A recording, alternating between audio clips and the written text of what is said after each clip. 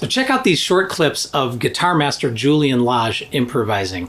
I want you to watch how surprised and happy he is whenever he makes a cool harmonic or rhythmic discovery. Check it out.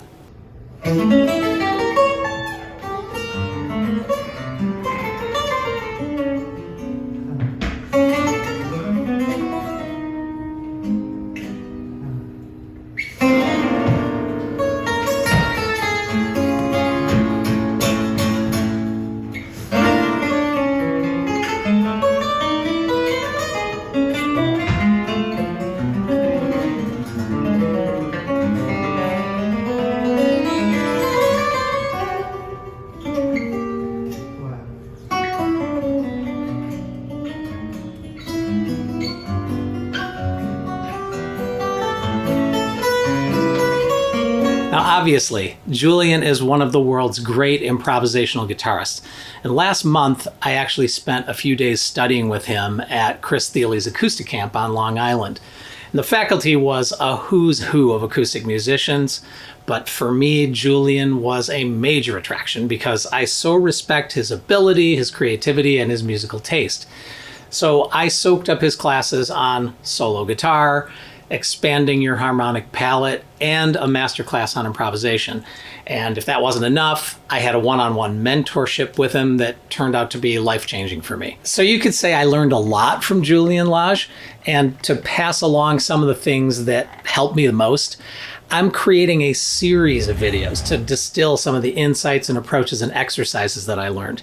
So these are the things that I think will be most helpful to aspiring guitarists like you and me. So if you want to get notified when those videos come out, just take a sec now to like, subscribe, and hit the bell. All right, I'm starting today with the most important flash of inspiration I got from Julian. It's so simple. It's really an attitude adjustment, but it's something you can do to become a happier, less self-conscious, and more inspired guitarist. So let's do it. Let's rediscover the joy of guitar with Julian Lage.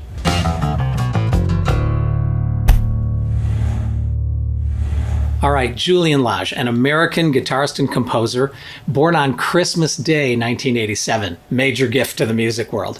So Julian was a child prodigy, initially taught by his dad, and he was only 8 when he became the subject of a documentary film. And then he was 12 when he first performed at the Grammy Awards, and at 15 he became a faculty member of the jazz workshop at Stanford University. He studied at the San Francisco Conservatory, Sonoma State, the Ali Akbar College, and graduated from Berklee College of Music. Currently, he's on the faculty at the New England Conservatory. So obviously he's gifted, very well trained, super disciplined, wildly creative and innovative, and yet somehow he's still a super nice guy, remarkably humble, and an excellent teacher himself. Now, I'm not going to go deep into his discography, but you should, because he's done a bunch of albums as a leader and as a solo guitarist. He's done duos with Chris Eldridge, Gian Riley, and Nels Cline. A bunch of stuff with the vibraphone master Gary Burton, sax player John Zorn, and others.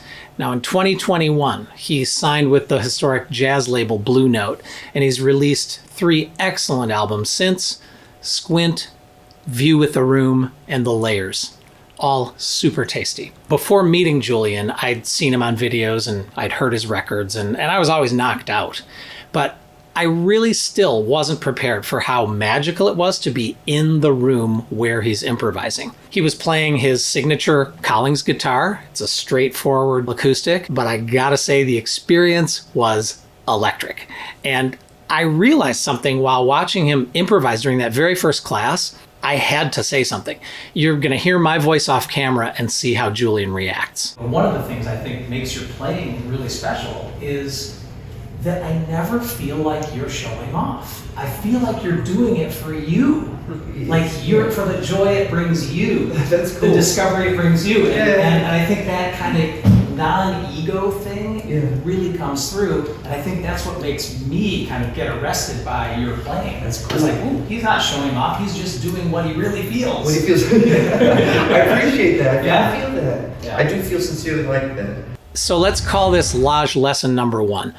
Don't try to prove your ability to others. Play to delight yourself. So Julian started guitar at age 4. So you can imagine, I mean, he's clocked countless hours, many, many thousands of hours, and a lot of them have been in front of sophisticated audiences, right? I mean, critical audiences, judging audiences, but watching him improvise, it's obvious that he really does play for himself and his own joy. And ironically, that's what makes the audience love it. He doesn't pander or try to impress us because he doesn't have to prove anything. He's focused on finding joy for himself and trusting that his joy will spread. So I was thinking about that when he improvised on the tune Autumn Leaves, which he's probably played, 10,000 times, right? And even when he pulls out an old chestnut like that, you'd assume he'd be tired of it, right? But it's a springboard for him to make a bunch of new discoveries and find more joy. Check this out.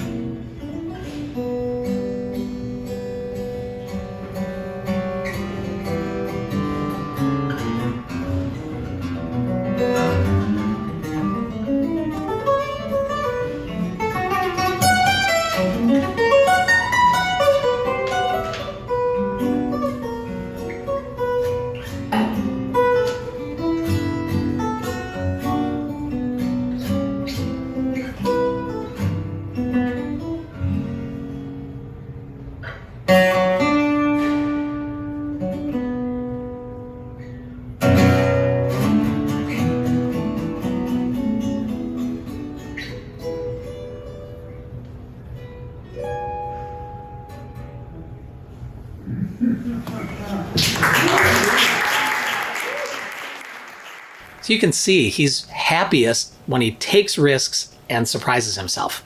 Now, when he talks about playing for yourself and your own joy, he describes it as getting rid of duty, that sense of obligation that we feel to listeners. As he sees it, you don't know what anyone is thinking, so don't even try to guess. You don't owe the listener anything, not even a stable tempo or predictable harmony.